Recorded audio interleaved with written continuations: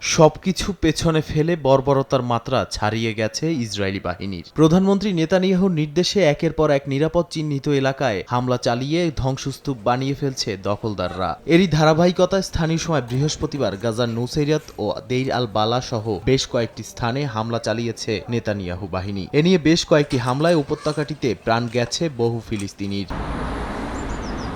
এর মধ্যেই গাজায় গণহত্যার দায়ে ইসরায়েলি প্রধানমন্ত্রীর বিরুদ্ধে গ্রেপ্তারি পরোয়ানা জারি করা আন্তর্জাতিক অপরাধ আদালতের ওপর নিষেধাজ্ঞা বিল পাশ করল যুক্তরাষ্ট্রের হাউস অব রিপ্রেজেন্টেটিভস। এতে ক্ষোভ প্রকাশ করেছে বেশ কয়েকটি দেশ। এছাড়াও এক কংগ্রেস ওমেন বলেছেন, নতুন প্রশাসন এসে যুদ্ধ বন্ধ কিংবা মূল্যস্ফীতি হ্রাস নয়, বরং আইসিসির ওপর নিষেধাজ্ঞা দিতে ব্যস্ত হয়ে পড়েছে। এদিকে নিজ দেশে এখনও তোপের মুখে প্রধানমন্ত্রী নেতানিয়াহু। গাজায় অনতিবিলম্বে যুদ্ধ বন্ধ করে জিম্মি মুক্তির দাবিতে ইসরায়েলের রাস্তায় বিক্ষোভ করেন শত শত বাসিন্দা। নিজ দলের নেতাকর্মীরাও নেতানিয়াহুর পদত্যাগের দাবি তুলেছেন।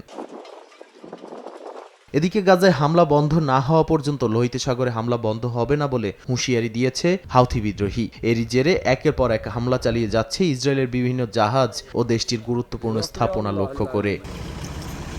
নাদিম মারজান, সময় সংবাদ।